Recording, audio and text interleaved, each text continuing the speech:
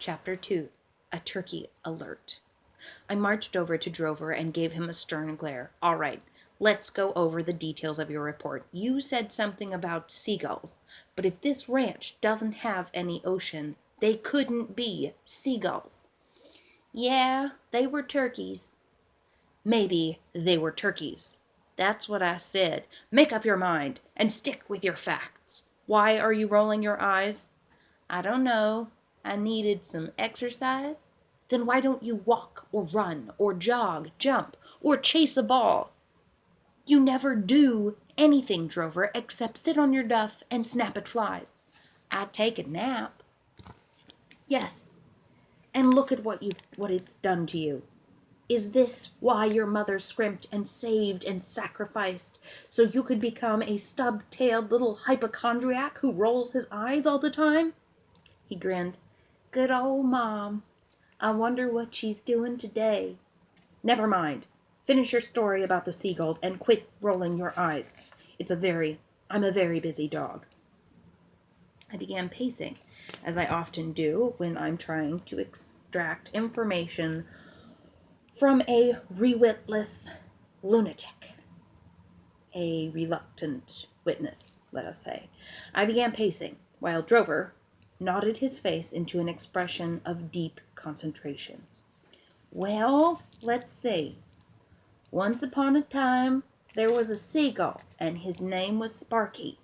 But everyone called him Barky, 'cause he had a bad cough. And he lived near the ocean, and one day he saw a submarine. Wait, stop. I paced back over to him. If you saw turkeys, why are you talking about seagulls? I thought you wanted to hear a story about seagulls. I do not want to hear a story about seagulls. I'm trying to figure out what's going on around here. And do you know what I think? No, what? I moved my mouth closer to his ear. I think someone in this department is losing his marbles.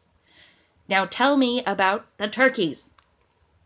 He pointed his left paw toward the flat patch of grass south of the house. There's 7 of them. Yes, I see the turkeys. Big deal. Have we discussed wild turkeys? Sally Mae enjoys watching them.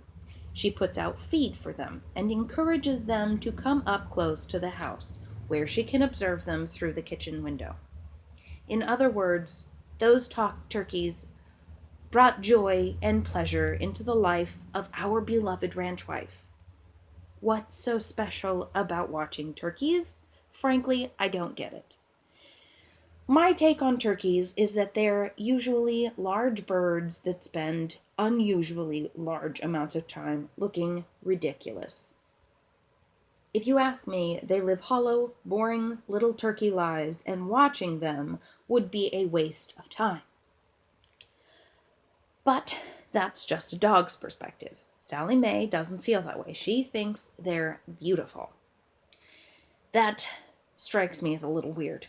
But I would be the last dog in the world to say a critical word about the lady of the house. By George, if she enjoys watching turkeys, the security division will do everything in its power to chase them. Let me rephrase that. The security division will do everything in its power to protect them. We protect them from coyotes and cannibals and raccoons and monsters of the night. And we do it all for Sally Mae. Back to my conversation with Runt. Drover, I'm finally seeing a pattern here. They must be turkeys, not seagulls. Yeah, and the cat's chasing them. What? Look. I did a quick sweep with field glasses and saw, holy smokes, 7 turkeys, and they were being stalked by a cat. A scheming, sulking, spoiled little ranch cat named Pete. Boy, you're talking about righteous anger. I was almost overwhooped by righteous anger and whirled back to my assistant. Those birds are being harassed by the local cat. Why wasn't I informed? I tried to tell you. Stand by. We're fixing to launch all dogs. His eyes grew wide. and a wicked little grin turned at the corners of his mouth. Gosh, you mean... Exactly. We have a free pass to mug the cat. Lock and load. We're going in. Suddenly, the silence of the morning was shattered by the roar and scream of our P-70-37 rocket engines, and away we went, down the hill, through the groves of elm trees, past the emerald pond, and skimming over the top of the security division's vast office complex. Oh, you should have been there to see us. Oat Bran, this is Cornflake. We're approaching the target. Repeat. We are targeting the approach. Pick an open spot and spot an opening. Let's set these buggies on the ground. Is this exciting or what? Your ordinary ranch mutt knows nothing about this side of life. The danger, the excitement, the roar of the engines, the smell of rocket fumes in the air. Wow, what an adventure! We landed the aircraft on the level stretch of grass just south of headquarters, leapt out of the pitcock, and changed into our assault gear.